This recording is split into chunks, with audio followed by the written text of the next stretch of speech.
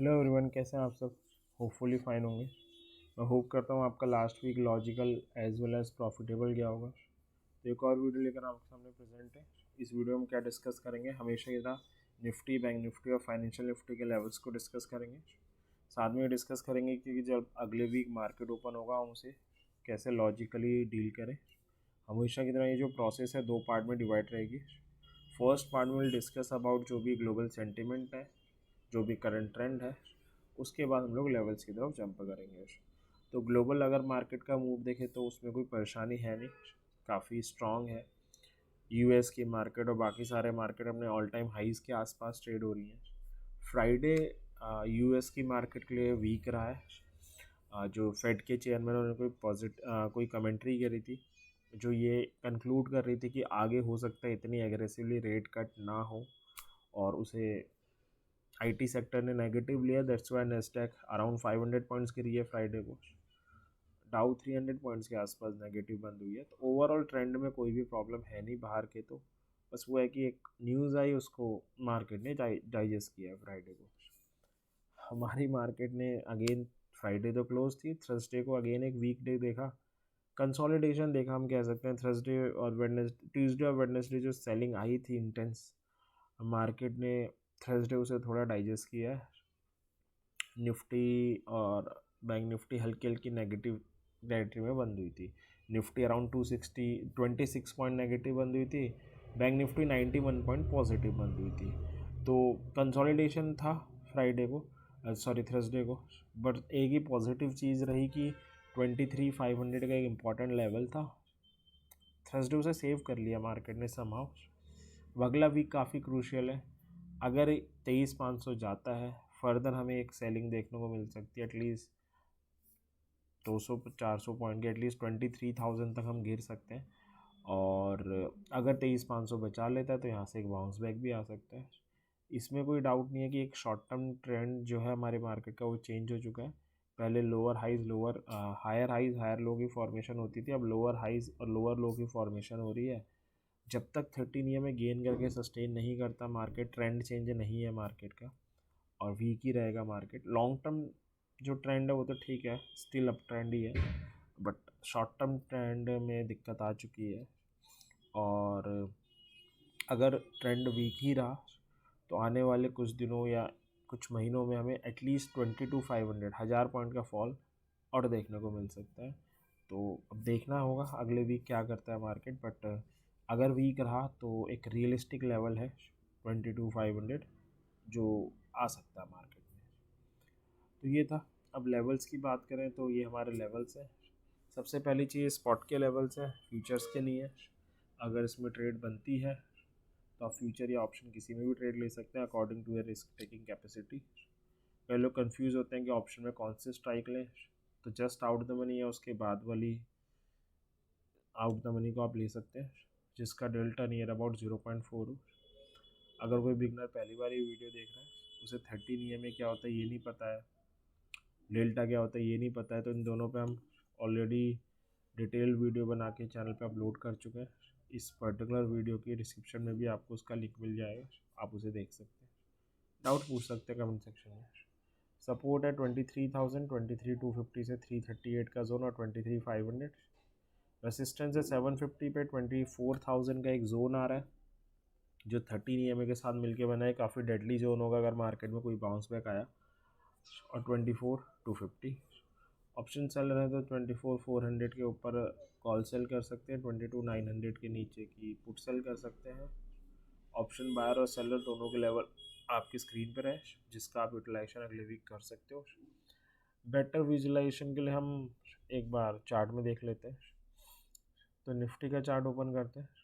बाकी ये जो लेवल्स हम डिस्कस कर रहे हैं इसका आप यूज़ पूरे अगले हफ्ते कर सकते हो, पूरे अगले हफ्ते आपके लिए काम आ जाएंगे। तो सबसे पहले गैप अप से स्टार्ट करते हैं।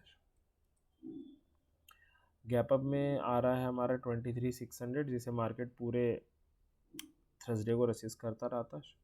इसके नीचे ऊपर कहीं भी ओपन हो बट क्लोजिंग ऊपर दे दे, एक कैंडल सस्टेन करे, तो हम जस्ट आउट द मनी वाली कॉल लेंगे। और अगर हम ऐसा करते हैं तो हमारा टारगेट 750 और 900 हो जाएगा। और क्लोजिंग नीचे दे, एक कैंडल सस्टेन करे, तो हम जस्ट आउट द मनी वाली पुट लेंगे। अगर हम ऐसा करते हैं तो टारगेट विल बी 500, 23, 500 एंड 400। ये था क्या एंट्री लेनी है, क्या टारगेट होगा। अगर हम स्टॉप लॉस की बात करें तो स्टॉप लॉस कॉल के केस में हमारा 0.25% नीचे रख रहे हैं, तो ये हो जाएगा। स्टॉप लॉस पुट के केस में ये हो जाएगा।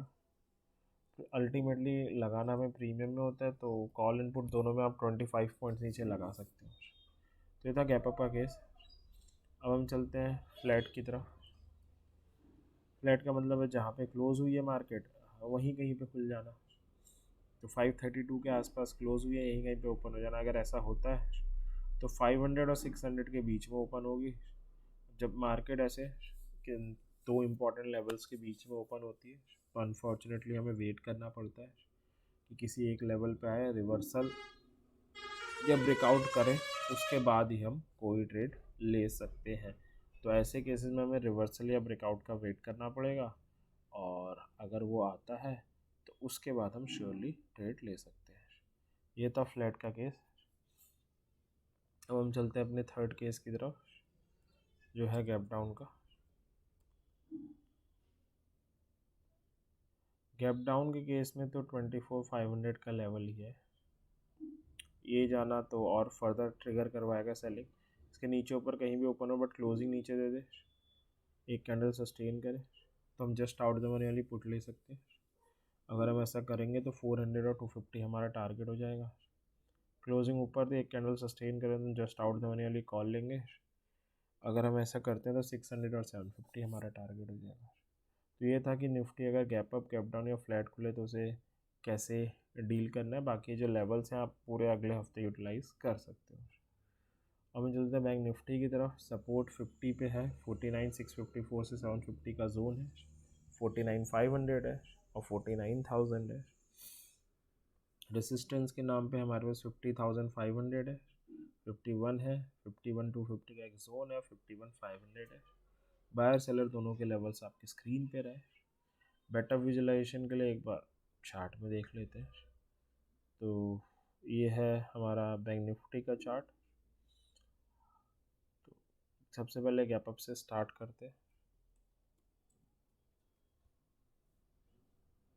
तो ये हमारा गैप अप का केस है। गैप अप के केस में अगर हम देखें तो जो लेवल आ रहा है 50,250 आ रहा है।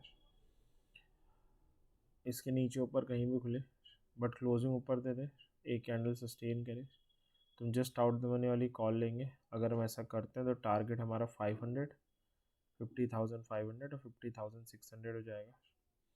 और क्लोजिंग नीचे दे, एक कैंडल सस्टेन करे, तो हम जस्ट आउट द मनी वाली पुट लेंगे।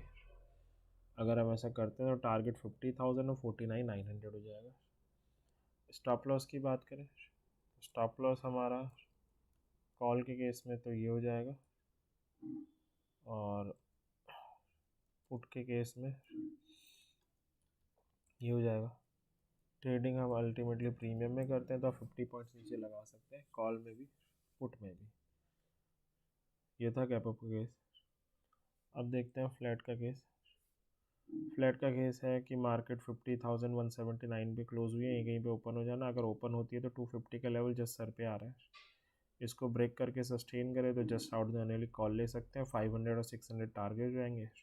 इस पे आके कोई सेल सिग्नल बनाए, कोई रिवर्सल कैंडलस्टिक पैटर्न या कुछ भी, हम पुट बाय करेंगे। 50,000 और 49,900 हमारे टारगेट हो जाएंगे। ये था फ्लैट का केस। लास्ट केस है गैप डाउन का। गैप डाउन में तो फिर हम सबको ही पता है एक ही लेवल आ रहा है 50,000 का। इसके नीचे ऊपर कहीं भी खुले बट क्लोजिंग नीचे दे दे, एक कैंडल सस्टेन करे, तो जस्ट आउट देने वाली पुट लेंगे।